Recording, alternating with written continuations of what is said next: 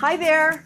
Welcome back to another delicious episode of Jana Eats. I so appreciate you being here. It's my gluten and dairy-free website on YouTube, and it's just filled with delicious recipes that everybody. So just because someone has a food allergy, don't not make this food, because it is food for all, right?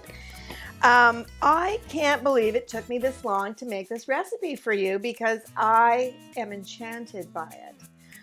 It's a cauliflower everything bagel spice. I get that bagel spice at Trader Joe's. When I'm in California, I'm in Maui right now, but when I'm in California, I buy a bunch of this stuff and I bring it home because it's so delicious.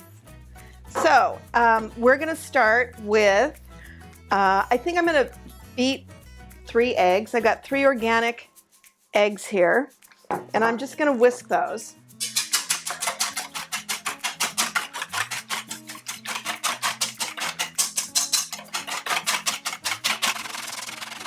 That's good. And then I got 2 packages. This recipe calls for about 4 cups of rice cauliflower. So I did 2 packages. These are 10-ounce cauliflowers. So I did 2 of these. Now, you're gonna need to wring the heck out of that cauliflower, and you want it almost dry. So I've got it in a strainer, and I'm gonna get out some pent-up aggression. Hashtag self-care, all that jazz. Well, part of my self-care is gonna be wringing the cauliflower within an inch of its life for anything that annoys me, which isn't much of anything, right? So I'll be right back with some dry cauliflower, and we'll keep it moving. So I just finished squeezing. I kind of wanted to show you my technique. Ooh, I got water on my head. Oh, it's dripping down. Don't cut that out, Kyle. This is real life, people. So, you know, I was wringing it out in the strainer, but it wasn't enough. When I put it in this tea towel, you know, when I don't use dryer sheets, don't use dryer sheets. It's terrible for your clothes. It sticks to the clothes, and then your whole body absorbs that chemical. Really pay attention to what you put on your body. But anyway, so these tea towels are unscented, you know, wash. They don't have any scent on them. So you can't wring this out in a towel that's had scented laundry detergent and most importantly, dryer sheets, because it's going to taste like that. Anyway, enough of that public service announcement. So here's the cauliflower. It's nice and dried out, and I'm going to plop it in there. I'm a very elegant sort of baker. Lots of plopping, picking up crap off the floor I drop. So it's 2 bags of that cauliflower. It's 1/3 cup of almond flour.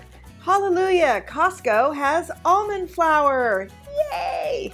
Buy it. I keep it in my freezer just to keep it fresh because almonds have a lot of oil and can go rancid. So this is 1/3 cup of the almond flour. And then I'm going to do a teaspoon of garlic powder. I just take this lid off because it's easier to get in there. Teaspoon of garlic. 1/2 teaspoon of sea salt. Again, Costco's my best friend. And I only need 1/2 teaspoon of this. I don't know what's going on with me today. Does anybody know what the planetary lineup's like? Oh my gosh. Okay. And then, well, I'll use the whisk. Sometimes food gets stuck in that little whisk. So you're going to set your temperature in your oven to 400. And you're going to line a sheet pan, like a cookie sheet, with parchment. And I've already done it, because why? I plan ahead. I'm going to put a little water in this bowl so that when I'm forming the rolls, I can get the schmoo off of my hands. And you're just going to do kind of a, you know, looks like a little roll, right?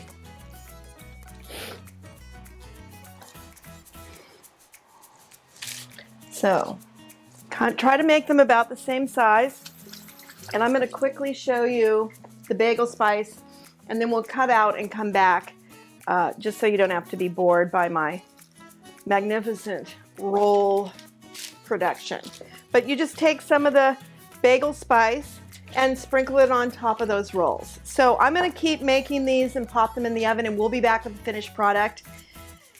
And of course, one of us is going to be eating it with a lot of grass-fed butter, or, hey, where's my, oh, here. Or Miyokos best dairy-free butter product around.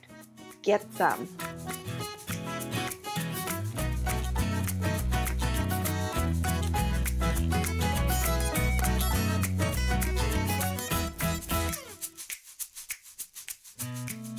So we're back. These delicious little rolls are out of the oven. Like I said, I can't believe it took me this long to show you this.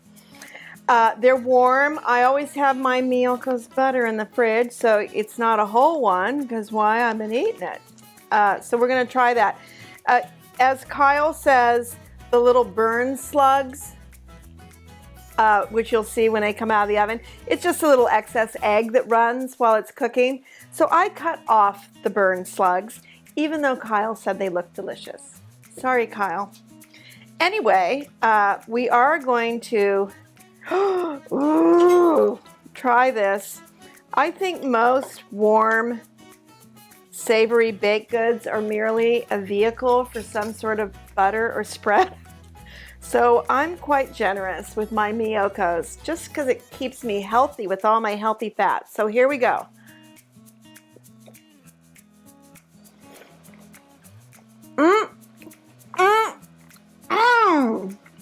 Oh my God.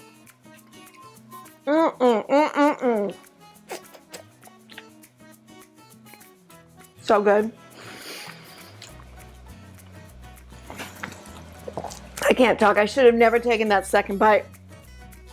Anyway, give it a whirl. Go make some. They are scrumptious. And I'll see you next time with a delicious, nutritious food for all, even though it's gluten and casein free. See you next time. Thanks for joining me.